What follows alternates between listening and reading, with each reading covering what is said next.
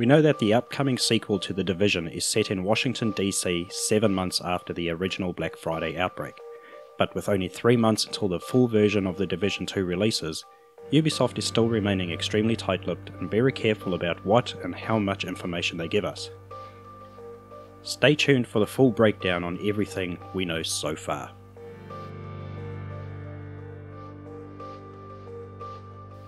We've shifted out of the concrete jungles of New York and into the open wide spaces of Washington DC. The holidays are over, the snow is all finally melted, and we're now in what is one of the hottest summers on record. As you navigate through flooded and overgrown areas, it's obvious to see the devastation and how nature has taken its toll since the outbreak. As with The Division 1, in the sequel we are once again caught in a power struggle with a number of enemy factions to regain ownership of the city. This time, however, we are not alone in our fight. You see, when the virus took hold of the city and the enemy factions started forming, not all the locals went into hiding. Some of them banded together to form their own settlements in an effort to protect their city. Little is currently known about the civilians or our enemies, but what we do know is that civilians have bonded together to fight back and rebuild their society. We will encounter civilian settlements that are under siege and under attack by enemy factions, and it is our job to help them liberate control points and get supply lines up and running again. They can also be called upon by us to help secure control points. We also know that one of the new factions goes by the name of True Sons.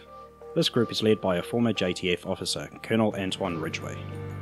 The JTF had established a quarantine on Roosevelt Island after the outbreak, in an attempt to control the spread. Colonel Antoine Ridgway was the man put in charge of its smooth operation. He didn't like seeing all the tragedy around him, so he decided to fix it in his own way, which to him was the only way. We know that they have good access to weaponry and are trained in basic tactics. They are terrorizing the weak and are brutal bullies on the streets. Their simple goal is to rule the city with terror and cruelty.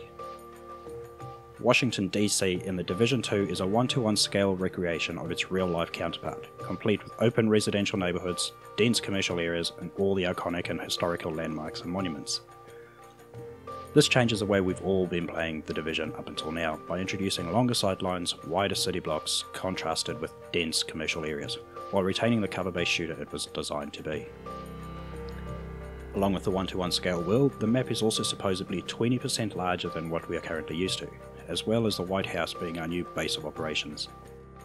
Enemies in The Division 2 react a lot smarter to different situations. For example, the more of the True Sons faction you kill will cause them to think differently about how they approach you, meaning they will start to flank your team in an attempt to catch you off guard. They also have access to new weapons and gadgets too, including a foam gun, which is affectionately known as the goo gun in our Discord community. This goo gun freezes a player in place until either another player can shoot them loose, or they'll be able to get themselves out after a certain period of time. Think of spraying expanding foam that dries almost instantly at someone's feet. They also seem to take a lot more appropriate damage. By this I mean, you see more visual damage on tougher enemies with armor, for example having their armor pieces deteriorating or falling off with the damage you inflict on them. This may not necessarily mean that they're any less bullet spongy than we currently know them to be, but the visual aspect of dealing damage is a greater quality of life improvement that I think we'll all appreciate. Although we don't yet know all the details regarding size and exact location, the most loved and hated area of New York, the Dark Zone, has been reworked and confirmed to be returning. It will still be the place to find some of the best loot in the game, as well as being the most dangerous area in the game, where fear, betrayal and tensions are high. We may not know too much about it now, but we can see that some community folks have already spotted the Dark Zone wall as well as possible locations on the map.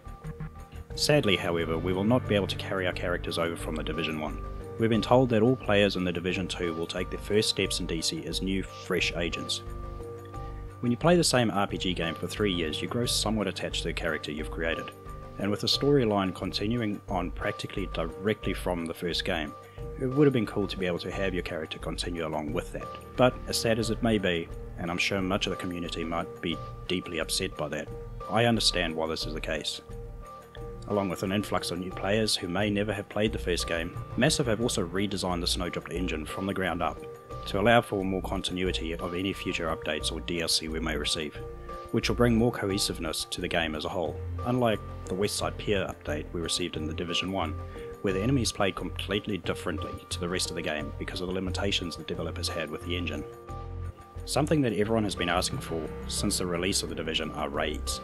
We finally received them in the form of Incursions, which to be fair felt more like really long missions with extremely tanky enemies. Yes, the last 3 Incursions did have a lot more complexity to them, which was an improvement, but they still felt a bit lackluster in terms of mechanics.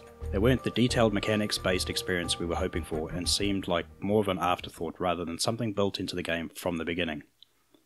This time, however, Ubisoft confirmed that raids will be coming to the sequel, and not just a small raid that you play with your own 4-person squad.